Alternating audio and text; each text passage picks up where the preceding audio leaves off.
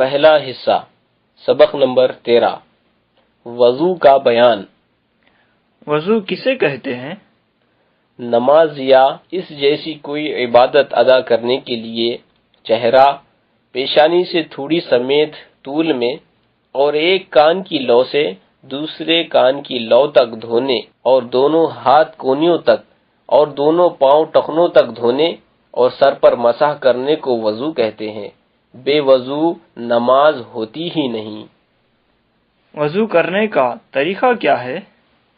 وضو کرنے کے لیے پاک صاف اونچی جگہ قبلے کی طرف منہ کر کے بیٹھو اور ثواب پانے کے لیے خدا کا حکم بجا لانے کی نیت سے بسم اللہ پڑھ کر وضو شروع کرو۔ پہلے دونوں ہاتھوں کو گٹھوں تک 3 بار دھو، پھر مسواک کرو۔ مسواک نہ ہو تو انگلی سے دانت مانجھ لو، پھر 3 مرتبہ چلو میں پانی لے کر 3 بار کلیاں کرو کہ ہر بار منہ کے اندر ہر پرزے پر پانی بہہ جائے، اور روزہ دار نہ ہو تو غرغرہ کر لو۔ پھر 3 چلو سے 3 بار ناک میں پانی چڑھاؤ کہ جہاں تک نرم حصہ ہوتا ہے ہر بار اس پر پانی بہہ جائے۔ دونوں کام داہنے ہاتھ سے کرو اور بائیں ہاتھ سے ناک صاف کرو۔ پھر 3 مرتبہ منہ دھو۔ منہ دھونے میں ماتھے کے سرے پر ایسا پھیلا کر پانی ڈالو کہ اوپر کا بھی کچھ حصہ دھل جائے۔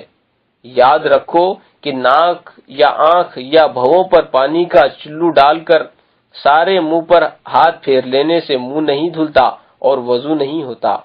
پیشانی کے بالوں سے ٹھوڑی کے نیچے تک اور ایک کان کی لو سے دوسری کان کی لو تک دھونا چاہیے۔ پھر کونیوں سمیت دونوں ہاتھ اس طرح دھو کہ کونیوں سے ناخنوں تک کوئی جگہ ذرہ بھر بھی دھلنے سے نہ رہ جائے، ورنہ وضو نہیں ہوگا۔ پہلے داہنا ہاتھ 3 بار اور پھر بایاں ہاتھ 3 بار دھونا چاہیے۔ پھر ہاتھ پانی سے تر کر کے پہلے سر کا، پھر کانوں کا، پھر گردن کا مسح کرو۔ مسح صرف ایک مرتبہ کرنا چاہیے۔ پھر دونوں پاؤں پہلے داہنا پھر بایاں ٹخنوں سمیت 3 بار دھو لو۔ سر کا مسح کس طرح کرنا چاہیے؟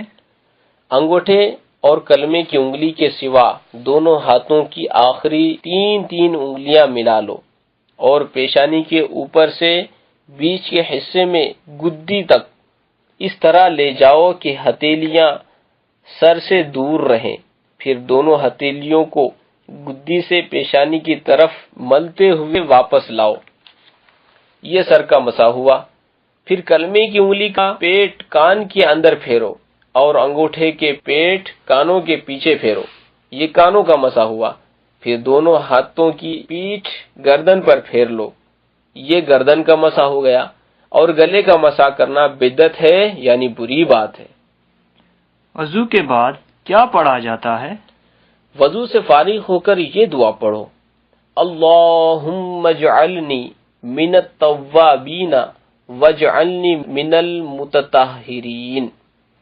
الہی تو مجھے توبہ کرنے والوں اور پاک لوگوں میں کر دے۔